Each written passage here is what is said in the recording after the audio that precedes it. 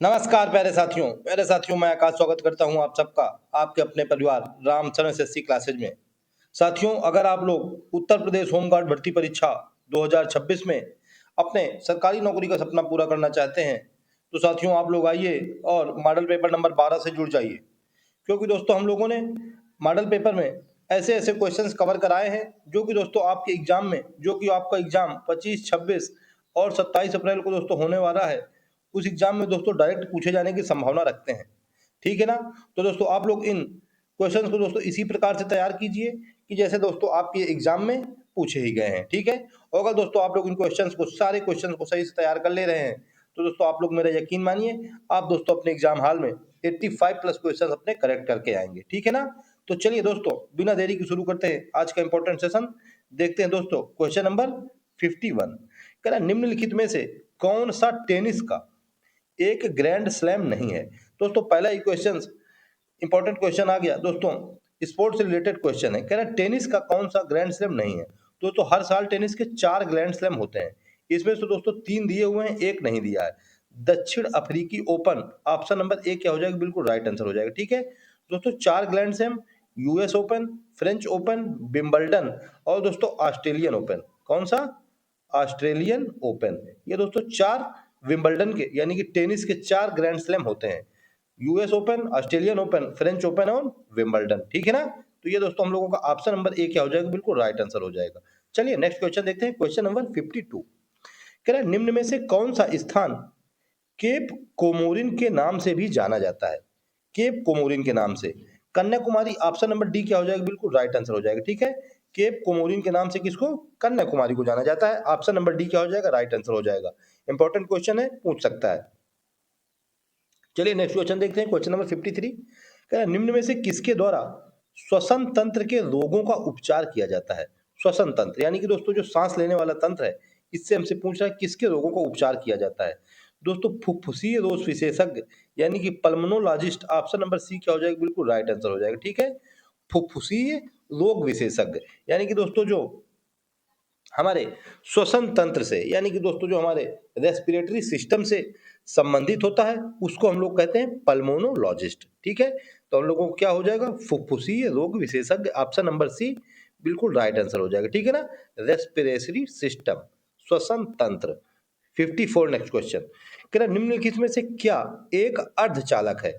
अर्धचालक यानी कि दोस्तों सेमी कंडक्टर। तो कह रहा बताइए कौन सा एक सेमी कंडक्टर है।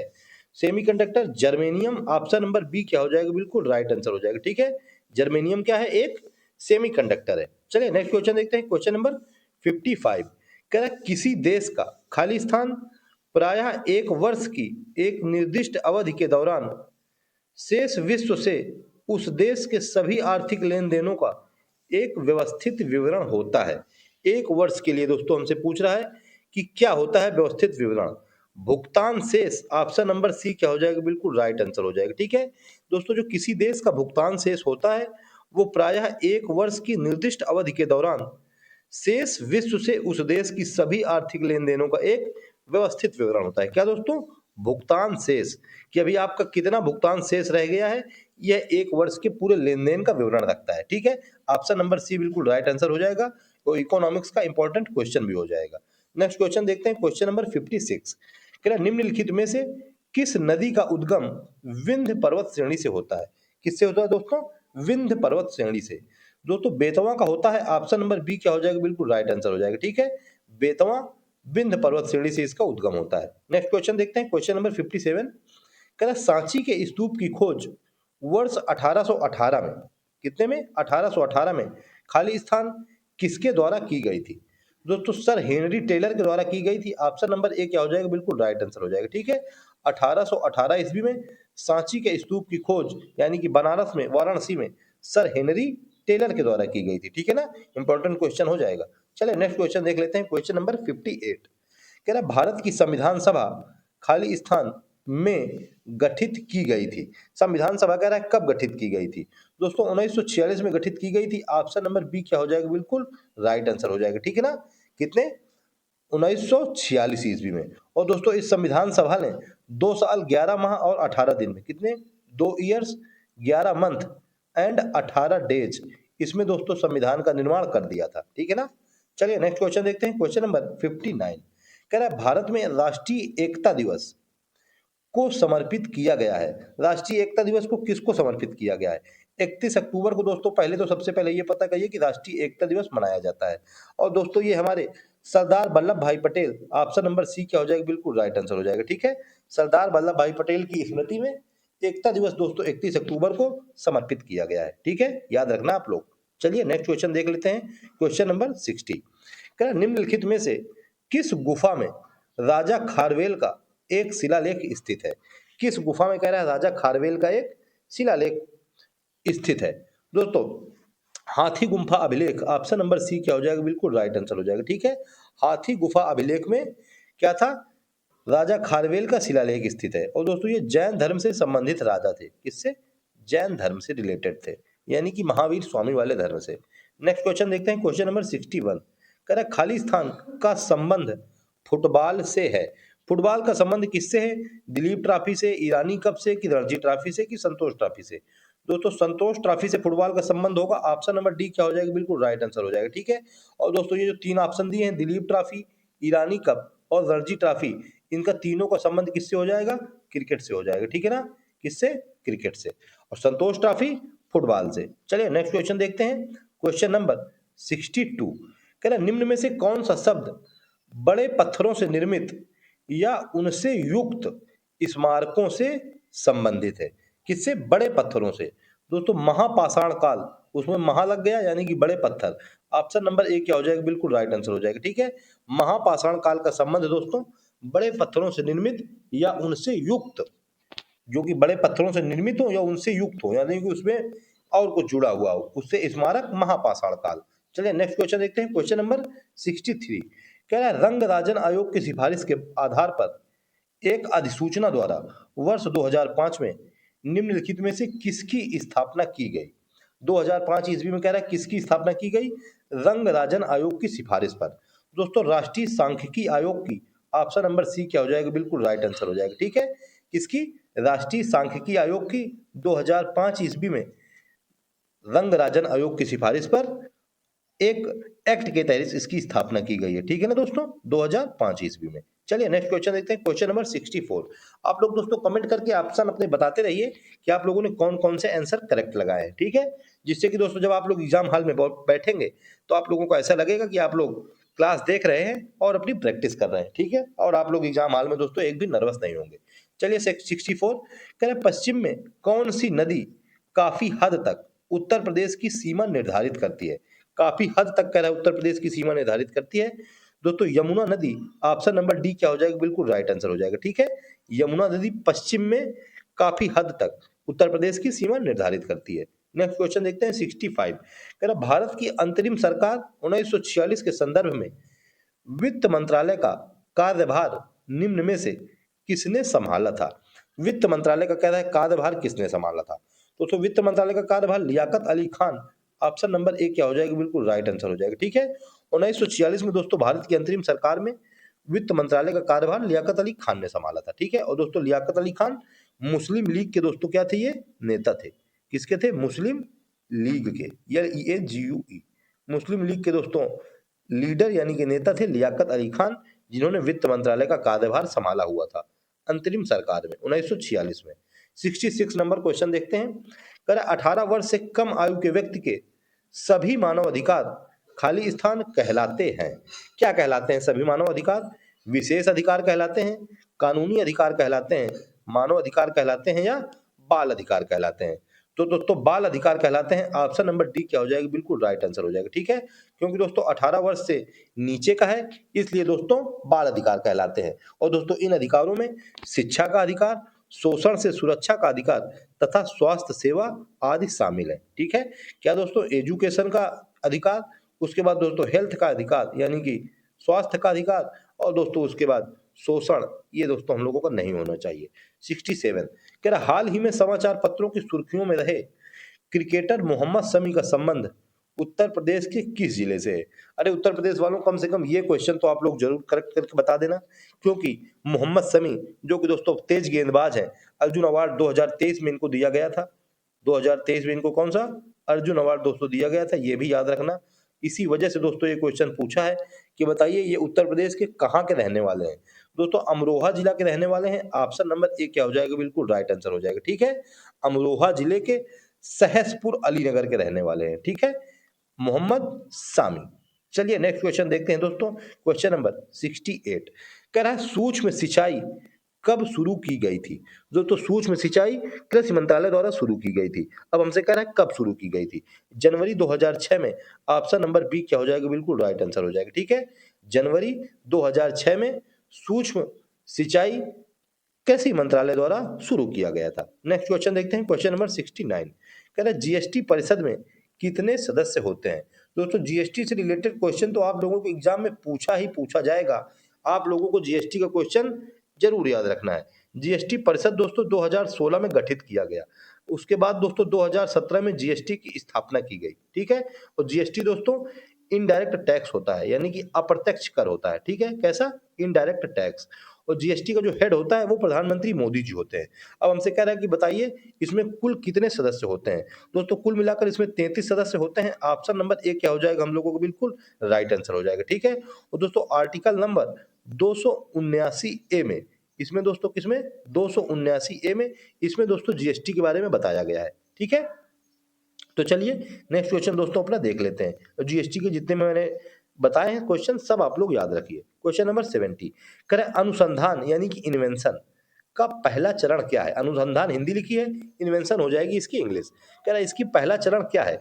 अनुसंधान या इन्वेंशन की पहले चरण होता है समस्या की पहचान करना। सबसे पहले हमको प्रॉब्लम की पहचान करना है कि कौन सी प्रॉब्लम है। ऑप्शन नंबर बी क्या हो जाएगा, बिल्कुल राइट आंसर हो जाएगा। ठीक है, समस्या की पहचान करना, ये दोस्तों अनुसंधान का पहला चरण यानी कि फर्स्ट चरण हो जाएगा। चलिए नेक्स्ट क्वेश्चन देखते हैं। 71 कह रहे हैं ट्विटर एक खाली स्थान पर आधारित संचार मंच है। कैसा ट्विटर दोस्तों, कैसा संचार मंच है, यानी कि कनेक्टिविटी का कैसा साधन है। ये चैट है कि ओटीपी क्या है, कि एसएमएस का है, कि ईमेल का है। ये दोस्तों ट्विटर से चैट कर सकते हैं, कि ओटीपी के द्वारा चैट कर सकते हैं, कि एसएमएस के द्वारा या ईमेल के द्वारा। दोस्तों ऑप्शन नंबर सी एसएमएस हमारा क्या हो जाएगा, बिल्कुल राइट आंसर हो जाएगा। ठीक है, ट्विटर दोस्तों एसएमएस पर आधारित संचार मंच है। ठीक है, किसमें, एसएमएस पर, मैसेजिंग पर। नेक्स्ट क्वेश्चन 72 कह रहा है भारत लिपुलेख दर्रा किस देश के साथ साझा करता है। लिपुलेख दर्रा भारत और किसको एक दूसरे को जोड़ता है। तो भारत और आप लोग कह लेंगे चीन। ऑप्शन नंबर डी क्या हो जाएगा, बिल्कुल राइट आंसर हो जाएगा। ठीक है, लिपुलेख दर्रा दोस्तों भारत के उत्तराखंड में स्थित है। कहाँ पे है दोस्तों, उत्तराखंड में स्थित है लिपुलेख दर्रा। और दोस्तों ये तिब्बत को जोड़ता है, यानी कि तिब्बत इस समय चीन के अंडर में है। तो दोस्तों क्या हो जाएगा, चीन। हम लोगों का ऑप्शन नंबर डी क्या हो जाएगा, बिल्कुल राइट आंसर हो जाएगा। ठीक है, चलिए नेक्स्ट क्वेश्चन देखते हैं। क्वेश्चन नंबर 73 लिपुलेख दर्रा दोस्तों पिथौरागढ़ जिले में है। कह रहा है दक्षिण कोरिया में कौन सी मुद्रा का उपयोग किया जाता है। दोस्तों दक्षिण कोरिया एशिया में एक देश है। तो दोस्तों इसकी राजधानी क्या है, कैपिटल। कैपिटल दोस्तों इसकी हो जाएगी सियोल। क्या दोस्तों इसकी कैपिटल, कैपिटल इसकी सियोल है। और दोस्तों इसकी जो मुद्रा है वो वॉन। ऑप्शन नंबर डी क्या हो जाएगी, बिल्कुल राइट आंसर हो जाएगी। ठीक है, वॉन दोस्तों दक्षिण कोरिया की मुद्रा, और येन दोस्तों ये जापान की मुद्रा हो जाएगी। चलिए नेक्स्ट क्वेश्चन देखते हैं।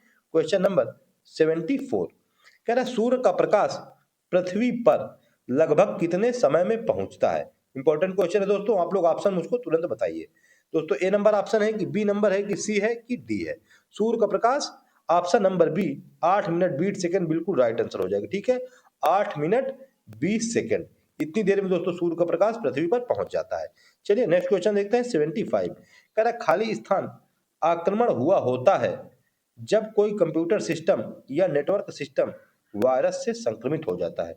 जब वायरस से संक्रमित हो जाता है तो कहता है उसको कौन सा आक्रमण कहा जाता है, कि ये कौन सा आक्रमण हो गया। ये दोस्तों मालवेयर आक्रमण। ऑप्शन नंबर एक क्या हो जाएगा, बिल्कुल राइट आंसर हो जाएगा। ठीक है, मालवेयर आक्रमण दोस्तों ऐसा आक्रमण होता है कि इसमें दोस्तों कंप्यूटर सिस्टम या नेटवर्क जो कंप्यूटर वायरस होता है वो उसमें संक्रमित हो जाता है। ठीक है, चलिए नेक्स्ट क्वेश्चन देखते हैं।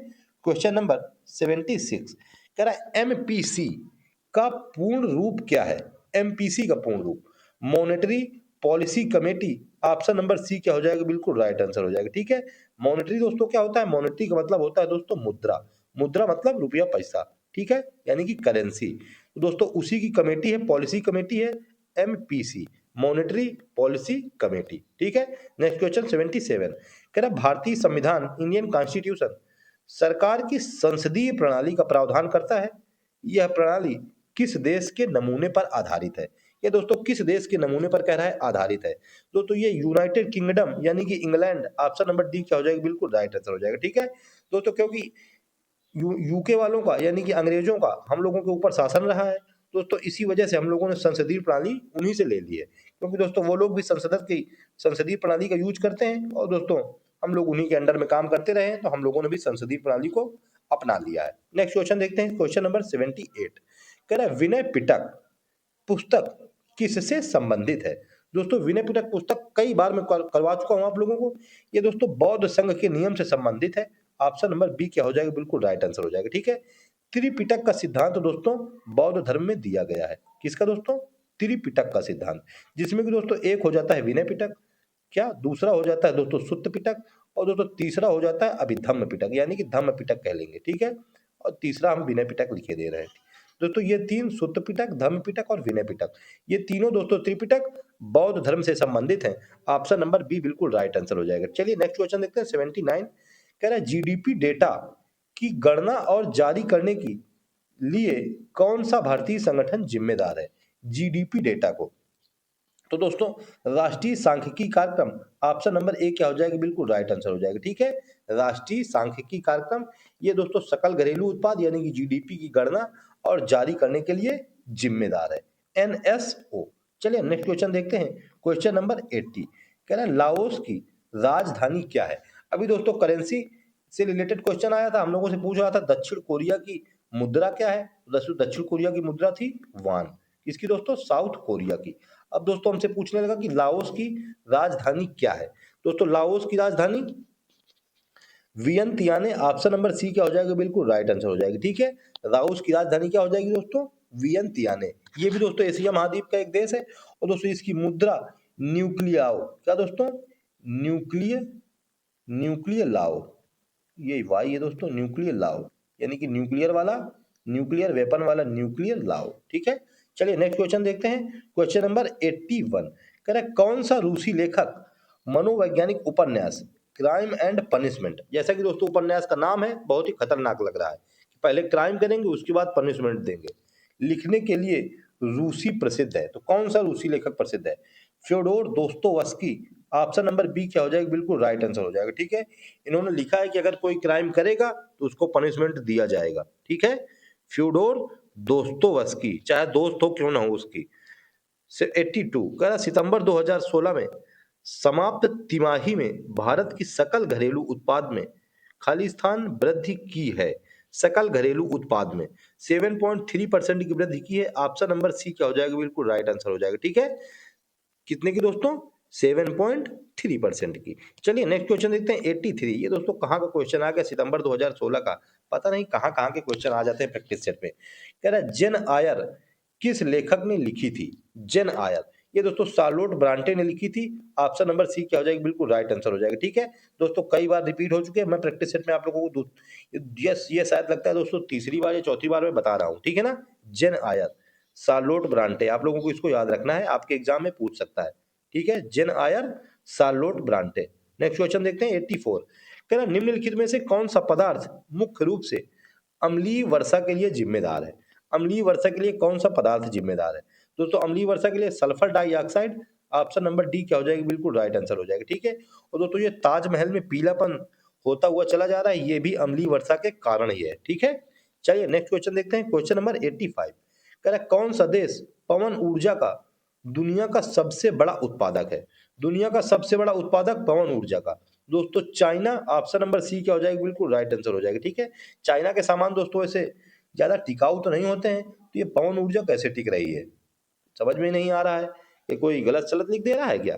दोस्तों 824.9 मेगावाट इतनी क्षमता है दोस्तों चाइना के पास परमाणु मतलब पवन ऊर्जा को टोटल उत्पन्न करने की। ठीक है, चलिए नेक्स्ट क्वेश्चन देख लेते हैं, क्वेश्चन नंबर 86 कह रहा वर्ष 2016 में हस्ताक्षरित भारत जापान नागरिक परमाणु समझौता का उद्देश्य क्या है? भारत जापान नागरिक परमाणु समझौता, इसका दोस्तों उद्देश्य है असैनिक परमाणु ऊर्जा प्रौद्योगिकी हस्तांतरण और सुरक्षा मानकों में सहयोग। ऑप्शन नंबर सी क्या हो जाएगा, बिल्कुल राइट आंसर हो जाएगा। ठीक है, आपसे पूछेगा कि भारत जापान नागरिक परमाणु समझौते का उद्देश्य क्या था, तो सुरक्षा मानकों में सहयोग करेंगे, प्रौद्योगिकी यानी कि टेक्नोलॉजी का हस्तांतरण करेंगे यानी कि ट्रांसफर करेंगे, हम आपको टेक्नोलॉजी देंगे, आप हमको टेक्नोलॉजी देंगे, और असैनिक परमाणु ऊर्जा, बिना सैनिकों वाली परमाणु ऊर्जा लेंगे। ठीक है, न्यूक्लियर एनर्जी बनाएंगे, लाइट बनाएंगे और बिजली बनाएंगे। ठीक है, नेक्स्ट क्वेश्चन देखते हैं 87। कह रहा किसी क्षेत्र के अंदर और बाहर लोगों की आवाजाही को कहा जाता है, अंदर और बाहर लोगों की आवाजाही को माइग्रेशन यानी कि प्रवास। ऑप्शन नंबर सी क्या हो जाएगा, बिल्कुल राइट आंसर हो जाएगा। ठीक है, क्या दोस्तों, माइग्रेशन, MIGRATION माइग्रेशन कहा जाता है भैया, अंदर जाइए बाहर आइए, मतलब अंदर और बाहर आवाजाही को क्या कहते हैं, माइग्रेशन कहते हैं, किसी क्षेत्र के अंदर। चलिए नेक्स्ट क्वेश्चन देखते हैं, क्वेश्चन नंबर 88। कह रहा है अलीगढ़ मुस्लिम विश्वविद्यालय AMU की स्थापना किस वर्ष की गई थी। बहुत ही इंपॉर्टेंट क्वेश्चन है, अलीगढ़ मुस्लिम यूनिवर्सिटी, अलीगढ़ में दोस्तों इसकी स्थापना की गई थी। अब हमसे पूछना किस वर्ष, 1875 में की गई थी। ऑप्शन नंबर ए क्या हो जाएगा, बिल्कुल राइट आंसर हो जाएगा। ठीक है, सर सैयद अहमद खान ने दोस्तों अलीगढ़ में मोहम्मदन एंग्लो ओरिएंटल स्कूल की स्थापना की थी। और दोस्तों 1920 ईस्वी में अलीगढ़ मुस्लिम यूनिवर्सिटी में इसको बदल दिया गया। कब, 1920 में बदला गया है अलीगढ़ मुस्लिम यूनिवर्सिटी में, और स्थापना हुई थी जब, तब हुई थी इसका मोहम्मदन एंग्लो ओरिएंटल स्कूल नाम था। चलिए नेक्स्ट क्वेश्चन देखते हैं, क्वेश्चन नंबर 89। कह रहा है उत्तर प्रदेश का कौन सा शहर हिंदी और संस्कृत भाषाओं में विशेषज्ञता संस्थानों के लिए जाना जाता है। तो सबको पता होना चाहिए, वाराणसी शहर। ऑप्शन नंबर डी क्या हो जाएगा, बिल्कुल राइट आंसर हो जाएगा। ठीक है, वाराणसी में दोस्तों जो काशी विश्वनाथ का मंदिर है, कल क्वेश्चन आया था, उसको दोस्तों किसने बनवाया था, उसको बनवाया था रानी अहिल्याबाई ने। किसने, रानी अहिल्याबाई ने। और दोस्तों बनारस बनारसी साड़ी के लिए प्रसिद्ध है। नेक्स्ट क्वेश्चन देखते हैं, क्वेश्चन नंबर 90। कह रहे पूर्व परीक्षण यानी कि पूर्व विचारण, परीक्षण से पहले परीक्षण कर लो या विचार कर लो, किसी भी बात से पहले सम्मेलन का मुख्य लक्ष्य क्या है, इस सम्मेलन का मुख्य लक्ष्य क्या है। तो परीक्षा की तैयारी और निपटान विकल्पों पर चर्चा करने के लिए ऑप्शन नंबर ए क्या होगा, बिल्कुल राइट आंसर हो जाएगा। ठीक है, वो जैसे नाम है दोस्तों पूर्व परीक्षण, कोई भी काम करना है उसके पहले हम उसको परीक्षण कर ले रहे हैं। दोस्तों वही है कि आपको परीक्षा देनी जानी है, तो हम दोस्तों उसकी परीक्षा की तैयारी और उसको कैसे निपटना है उसके विकल्पों पर चर्चा कर लेंगे पहले ही। Next question 91। कह रहा है खाली स्थान सोशल मीडिया जैसे इलेक्ट्रॉनिक साधनों या तरीकों के उपयोग के माध्यम से डराने, धमकाने, उत्पीड़न करने, बदनाम करने या अन्य प्रकार के मानसिक पतन का कार्य है। वेरी इंपॉर्टेंट क्वेश्चन है दोस्तों, कई चीजें दोस्तों पूछ ली। दोस्तों साइबर धमकी, ऑप्शन नंबर सी क्या हो जाएगी, बिल्कुल राइट आंसर हो जाएगा। ठीक है, सोशल मीडिया से ये सिर्फ साइबर धमकी दे रहा है। जैसे कोई फोन करता है दोस्तों, अननोन नंबर से फोन आती रहती है ना, आप लोगों को कभी कभी फंसाने के लिए कि आप लोग ये करते हैं, आप लोग वो करते हैं, हमारे अकाउंट में इतने रुपए डाल दीजिए, नहीं तो ये कर दीजिए, तो हम आपका ये कर देंगे, नहीं तो ये। ठीक है, हम आपके ऐसा, आपके साथ ऐसा कर देंगे, आपको ऐसा वायरल कर देंगे, आपका ऐसा मतलब बेइज्जती कर देंगे, ये सब हमको बताता है, ये सब साइबर धमकी के अंतर्गत आता है। ठीक है, ऑप्शन नंबर सी बिल्कुल राइट आंसर हो जाएगा। चलिए नेक्स्ट क्वेश्चन देख लेते हैं दोस्तों, क्वेश्चन नंबर 92। कह रहा है कौन सा संगठन राष्ट्रों में सुचारू और पूर्वानुमानित व्यापार के लिए जिम्मेदार है। सुचारू और पूर्वानुमानित व्यापार, विश्व व्यापार संगठन, व्यापार उसमें लग गया है, WTO world trade organisation. Option number D क्या हो जाएगा, बिल्कुल राइट आंसर हो जाएगा। ठीक है, 1947 ईस्वी में दोस्तों इसकी स्थापना की गई थी, वर्ल्ड ट्रेड ऑर्गेनाइजेशन की। चलिए नेक्स्ट क्वेश्चन देख लेते हैं, क्वेश्चन नंबर 93। कह रहा भारत में मोबाइल फोन पर जीएसटी दर क्या है। मोबाइल फोन पर जीएसटी दर दोस्तों 18%। ऑप्शन नंबर बी क्या हो जाएगा, बिल्कुल राइट आंसर हो जाएगा। ठीक है, इसी मोबाइल फोन के जरिए दोस्तों हम और तुम एक दूसरे से कनेक्ट हैं। दोस्तों मोबाइल फोन वाला क्वेश्चन आप लोग भूलना नहीं। ठीक है, कितना दोस्तों, 18%। ठीक है, और दोस्तों 1 जुलाई 2017 ईस्वी से दोस्तों जीएसटी लागू हुई है। ठीक है ना, मैंने बताया दोस्तों जीएसटी के, मुझको तो ऐसा लग रहा है कहीं 4-5 क्वेश्चन न पूछ ले। चलिए नेक्स्ट क्वेश्चन, क्वेश्चन नंबर 94। कह रहा सोशल मीडिया पर टीबीटी का क्या अर्थ है। दोस्तों सोशल मीडिया यानी कि कंप्यूटर यानी कि मोबाइल नेटवर्क, इनसे रिलेटेड भी दोस्तों आप लोगों से कम 4 से 5 क्वेश्चन पूछेगा। ठीक है, दोस्तों 2 से 3 क्वेश्चन तो केवल फुल फॉर्म से यानी कि एब्रीविएशन से पूछेगा। ठीक है, तो आप लोग दोस्तों फुल फॉर्म भी इनके पता रखना। TBT throw back Thursday option number B क्या हो जाएगा, बिल्कुल राइट आंसर हो जाएगा। ठीक है, रिपीटेड क्वेश्चन है दोस्तों, मैं इसको करवा चुका हूँ। चलिए नेक्स्ट क्वेश्चन देखते हैं, क्वेश्चन नंबर 95 कह रहा भारत में महात्मा गांधी के नेतृत्व में सत्याग्रह का पहला सफल उदाहरण था। दोस्तों पहला सफल उदाहरण चंपारण आंदोलन, ऑप्शन नंबर सी क्या हो जाएगा, बिल्कुल राइट आंसर हो जाएगा। ठीक है, 1917 ईस्वी में दोस्तों बिहार के चंपारण में पहला सफल उदाहरण गांधी जी के द्वारा नील की खेती के विरुद्ध किया गया था। ठीक है, चलिए नेक्स्ट क्वेश्चन देख लेते हैं, क्वेश्चन नंबर 96 कह रहा भारत छोड़ो आंदोलन किसके जवाब में शुरू किया गया था। भारत छोड़ो आंदोलन क्रिप्स मिशन के जवाब में शुरू किया गया था। ऑप्शन नंबर डी क्या हो जाएगा, बिल्कुल राइट आंसर हो जाएगा। ठीक है, क्रिप्स मिशन के जवाब में 1942 ईस्वी में। चलिए नेक्स्ट क्वेश्चन देखते हैं, क्वेश्चन नंबर 97 कह रहा भारतीय संविधान का कौन सा अनुच्छेद नए राज्यों के गठन और मौजूदा राज्यों के क्षेत्रों, सीमाओं या नामों में परिवर्तन का प्रावधान करता है। या तो हमको नए राज्य बनाने हों, या जो हमारे अभी राज्य चल रहे हैं उनका क्षेत्र यानी कि एरिया, उनकी सीमाएं या उनके नाम में परिवर्तन करना हो, तो बताइए ऐसा कौन सा आर्टिकल है जिसमें ऐसे सभी का प्रावधान किया गया है। Article number 3, option number A क्या हो जाएगा, बिल्कुल राइट आंसर हो जाएगा। ठीक है, आर्टिकल नंबर दोस्तों 3 में बताया गया है कि नए राज्यों के गठन के बारे में, जो मौजूदा राज्य हैं उनकी सीमाओं के बारे में और क्षेत्रों के बारे में हम लोग जो भी परिवर्तन करेंगे वो आर्टिकल नंबर 3 के अकॉर्डिंग ही करेंगे। चलिए नेक्स्ट क्वेश्चन देखते हैं, क्वेश्चन नंबर 98 कह रहा भारत में राष्ट्रीय सुरक्षा guard, national security guards, NSG का कह रहा है उद्देश्य क्या है। दोस्तों इसका उद्देश्य है आतंकवादी विरोधी और अपहरण विरोधी अभियान चलाना। ऑप्शन नंबर बी क्या हो जाएगा, बिल्कुल राइट आंसर हो जाएगा। ठीक है, नेशनल सिक्योरिटी गार्ड दोस्तों आतंकवाद विरोधी और अपहरण विरोधी अभियान चलाता है। ठीक है, कई बार दोस्तों क्वेश्चन पूछा जा चुका है। चलिए नेक्स्ट क्वेश्चन, क्वेश्चन नंबर 99 कह रहा है रबी की फसलें सर्दियों में अक्टूबर से दिसंबर तक बोई जाती हैं। सर्दी की फसल है दोस्तों रबी की फसल, और खरीफ की फसल हो जाएगी गर्मियों की फसल। और कह रहा है दोस्तों गर्मियों में अप्रैल से खाली स्थान तक काटी जाती हैं, मई तक, जुलाई तक, अगस्त तक या जून तक। तो दोस्तों अप्रैल से मई तक काटी जाती हैं। ऑप्शन नंबर ए क्या हो जाएगा, बिल्कुल राइट आंसर हो जाएगा। ठीक है, और दोस्तों रबी की फसल के अंतर्गत गेहूं, सरसों, मटर, आलू, जौ, राई आदि ये शामिल है। ठीक है, कौन कौन सी, गेहूं, सरसों, मटर, आलू, जौ। चलिए नेक्स्ट क्वेश्चन देखते हैं, क्वेश्चन नंबर लास्ट कह रहा है सर्वोच्च न्यायालय का न्यायाधीश, क्या दोस्तों सर्वोच्च न्यायालय का न्यायाधीश अपना पद त्याग सकता है, कामा पत्र लिखकर। किसको दोस्तों वो पत्र लिखेगा कि दोस्तों को अपना पद त्यागना चाहता है। तो दोस्तों राष्ट्रपति को। ऑप्शन नंबर बी क्या हो जाएगा, बिल्कुल राइट आंसर हो जाएगा। ठीक है, सर्वोच्च न्यायालय के दोस्तों जो न्यायाधीश है वो दोस्तों आर्टिकल नंबर 124 से लेकर दोस्तों 147 तक में इसका उपबंध किया गया है। किसमें दोस्तों, 124 से लेके 147 तक। इसमें दोस्तों सर्वोच्च न्यायालय के न्यायाधीश की क्या क्या विशेषताएं हैं, क्या क्या योग्यताएं हैं, वो उसके सबके बारे में बताया गया है। और दोस्तों बताया गया है कि सर्वोच्च न्यायालय का जो न्यायाधीश होगा वो राष्ट्रपति को संबोधन द्वारा त्यागपत्र दे सकता है। ठीक है, ऑप्शन नंबर बी क्या हो जाएगा, बिल्कुल राइट आंसर हो जाएगा। ठीक है ना, तो दोस्तों ये था आज का इंपॉर्टेंट सेशन जो कि दोस्तों यहीं पे फिनिश होता है। अब दोस्तों आप लोग कमेंट में अपना स्कोर जरूर बताइए और दोस्तों अपनी तैयारी का लेवल चेक कर लीजिए। ठीक है दोस्तों, आप लोग इन क्वेश्चंस को तैयार कीजिए, क्योंकि दोस्तों अब आप लोगों के पास बिल्कुल भी समय नहीं बचा हुआ है। आप लोग दोस्तों अब बिल्कुल भी अपना मस्ती का टाइम बंद कर दीजिए और दोस्तों बिल्कुल सीरियस होकर अपनी तैयारी में लग जाइए। दोस्तों 2 या 3 दिन आप लोगों के पास बचे हुए हैं।